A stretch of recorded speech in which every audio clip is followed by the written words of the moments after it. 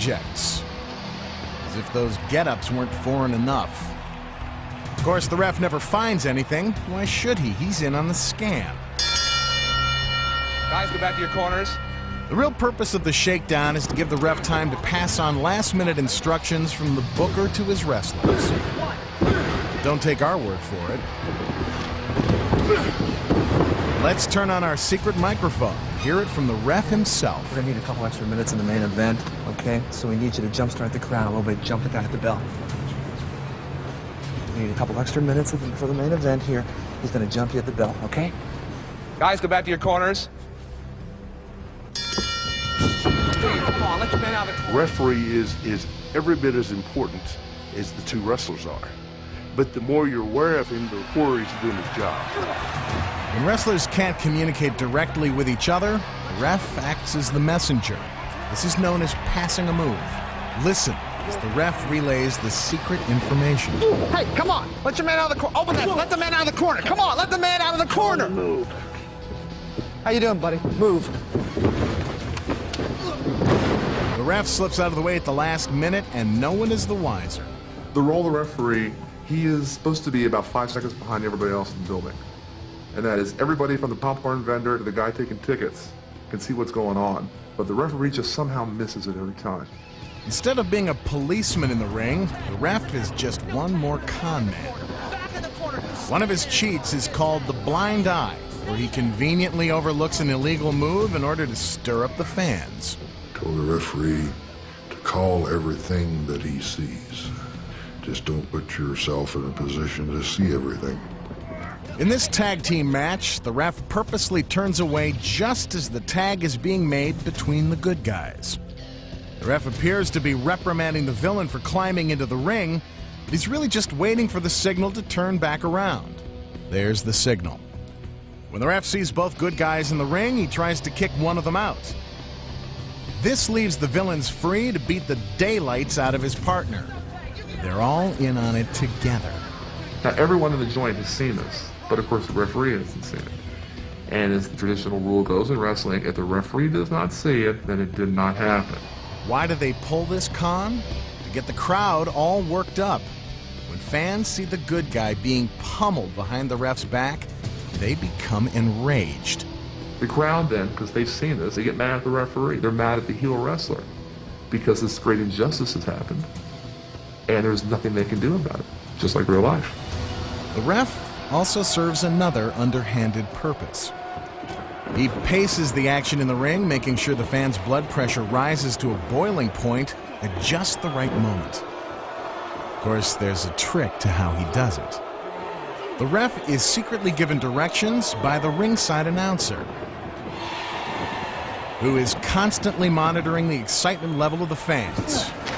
If the crowd is hot, a discreet two-finger signal tells the ref to let the action continue for 10 more minutes. But if the crowd is losing interest, he puts up one finger, telling the ref to wrap it up in 5. And when he sees the announcer's pen, the ref knows it's time to bring down the curtain. Bring it home, boys. Within seconds, the match is over.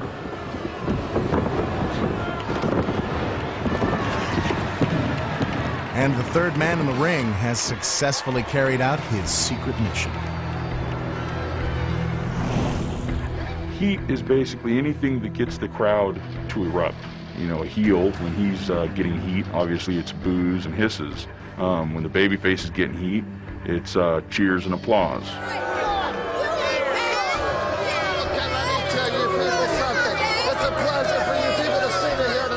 I'm there to entertain fans, and I entertain the fans by making them hate me and love the baby. One of the best ways for a wrestler to make sure the fans will cheer the hero and boo the villain is to use the microphone to provoke the crowd. They call this cheap heat because it's an easy way to get the fans riled up. To be honest, to have thousands of people booing and cheering and hissing you is a lot of fun because you've done your job well. Another surefire trick to generate heat is by brawling, climbing out of the ring and taking the action up close and personal. A lot of wrestlers brawl. That's their way of exciting the crowd, and it does get them on their feet. A lot of people like to see brawling. It's violent. Wrestlers slap each other's bodies with their forearms to make the fight sound real. Now they've got the crowd in the palms of their sweaty hands.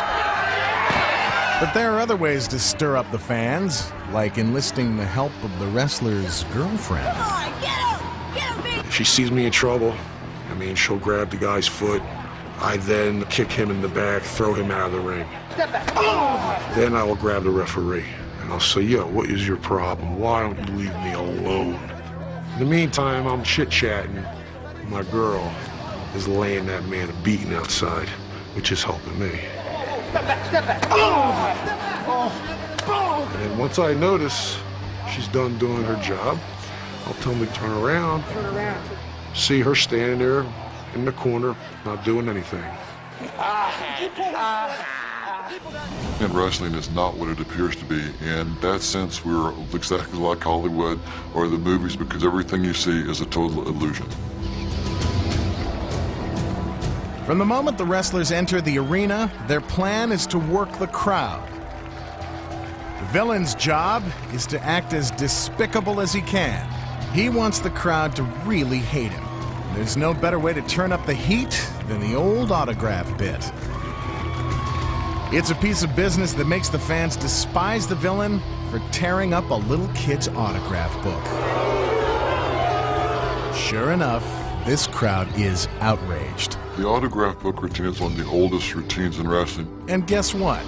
This kid is secretly part of the con. He's a shill who's been planted there by the booker. When the heel grabs the autograph book and tears it in half, the kid does his best to act stunned and upset. But it's really just part of the hustle.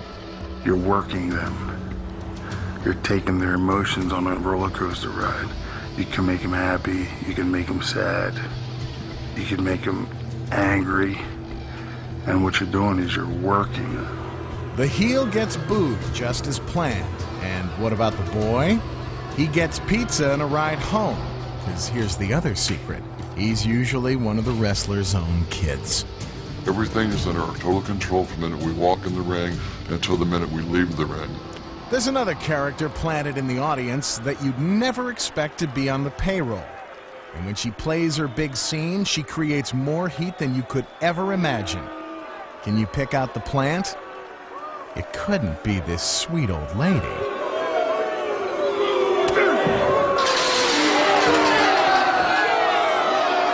How's that for pile-driving, Miss Daisy? My best way to generate heat from the audience is just my arrogance walking down to the ring. I think there's a little part of acting to it. Now here's the secret. She's a stunt granny, and every night she puts on her pads and takes a fall. The two guys behind her are also plants who keep her from getting hurt. But does Granny really hate the wrestlers? Hardly. Later backstage, they take a moment to show their gratitude for a con job well done. Still to come, one of these props is not a fake. Can you spot the one that's real? Is it the trophy to the skull, the salt in the eyes, or is it the folding chair across the back? Plus, it looks like this wrestler's getting pile-drived into the mat, but he doesn't feel a thing. How do they do it? But first, another of wrestling's fabulous fakes. The backdrop. Watch as Colossus lifts Slither high into the air and slams him into the mat. But you don't see Slither struggling to get free, do you? That's because there's a secret to how it's done. Actually, the higher up he is, the more time Slither has to prepare for a safe landing. How he lands is critical and determines whether he rides home in a stretched limo or stretched out in an ambulance. To achieve maximum height, Slither pushes off Colossus's shoulders and vaults himself into the air. He then extends his arms, creating as much surface area as possible to cushion the fall. The impact is absorbed by his feet and shoulders, and not by his spine. You can bet if you see someone with a trophy or a chair, you just know there's going to be some trouble. No Hollywood movie set would be complete without its elaborate props. And no wrestling ring would be complete without them either.